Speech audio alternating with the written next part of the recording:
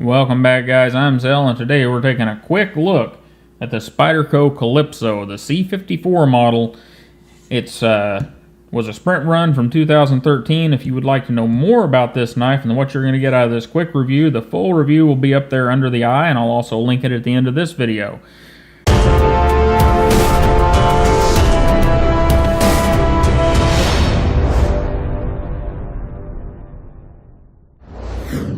So what you get with a Calypso is G10 handles, tip up, tip down, left or right for the standard Spyderco pocket clip. And you have a lanyard hole. And the handles have a nice texture to them. They're enough to be grippy without being hard to get in and out of your pocket. As we roll it around, we've got a back lock, so of course it's not flow through. And we don't have any detent or dent in the back lock at all, which is okay. It keeps that smooth line going, and I've never had a problem with a lock back anyhow.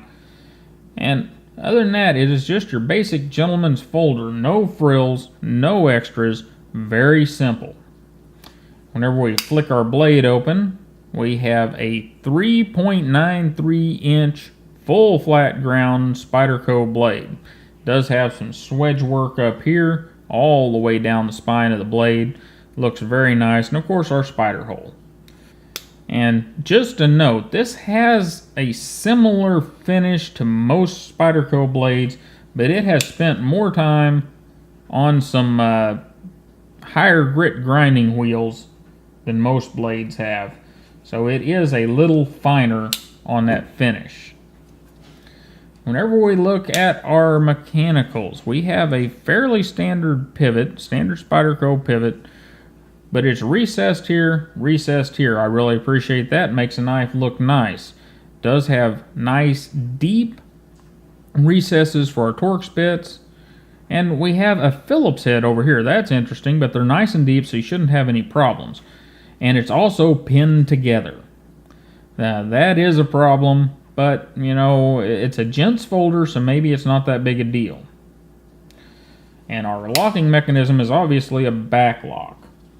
And just like any other Spyderco, man, it's hard to get that whole knife on screen. Just like any other Spyderco, it's got a very good solid back lock. Slight bit of blade play back and forth, but you know, that comes with the back lock mechanism and the age of this knife and use on it. Our basic ergonomics are pretty good. The knife is a little thin for me in this direction in the handle, but it works pretty well. One thing to note though, there isn't any jimping here on the thumb ramp. There isn't any jimping here in the forward finger choil. Shouldn't be a problem. This is a gentleman's folder. It's not a tactical knife. It's not a hard use knife.